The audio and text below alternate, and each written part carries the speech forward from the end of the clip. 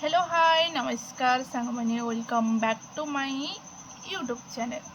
जदि आपण मैंने मो चैनल को एजाई सब्सक्राइब करना तो जल्दी जल्दी सब्सक्राइब कर दियंतु, लाइक कर दियंतु, कमेंट कर दियंतु, बेल बटन दबाया को जमार भूलंतु। तो चलतु आज ब्लॉग टी स्टार्ट करवा। आज जेहेतु बुधवार आमर किसी नॉनवेज है तो नॉनवेज है माने मत आज टे भल लगुनि तो से लगी आज नॉनवेज बार नहीं कि भेज इवनिंग टाइम रे किसी गोटे बनइबा आउ खाइबा। तो चलो लेट कहीं करवा। आज कौन बनूची मुझे कही दूँ। आज मुझे बनइबी पकुड़ी।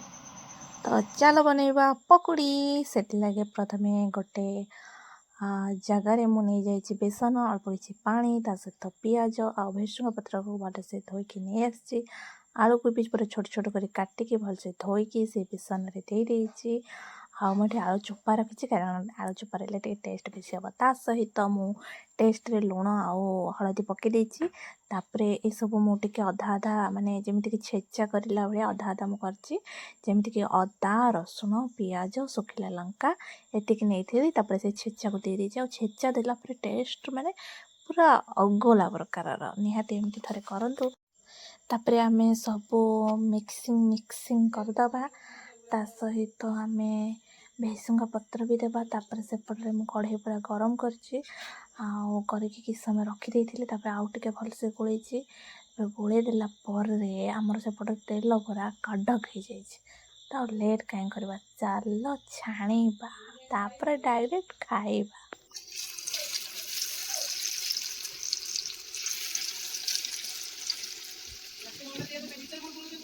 बनाउछन्ते अंडा जदि बनि परिबे ता काई न बनि परिबे।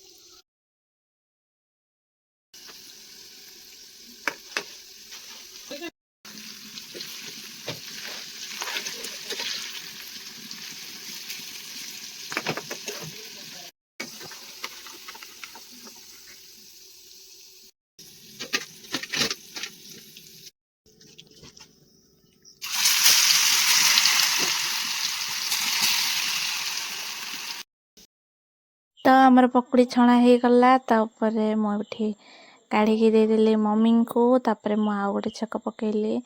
तापरे जेहेतु आम घर के बड़ नहांती तापरे आम से भी खाइलु कारण गरम गरम खाइले टेस्ट लगे कारण करिकी खाइला बेलू ठंडा हो जिवो।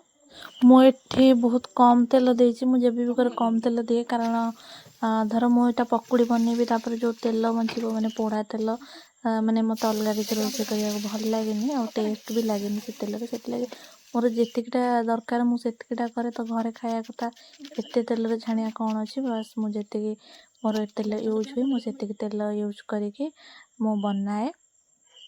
कमेंट कही देबेनि कि एते कम तेल खाएंगे। मु जाने कि ही माने कम तेल दिए मु पोड़ा तेल केबे भी रखेनी।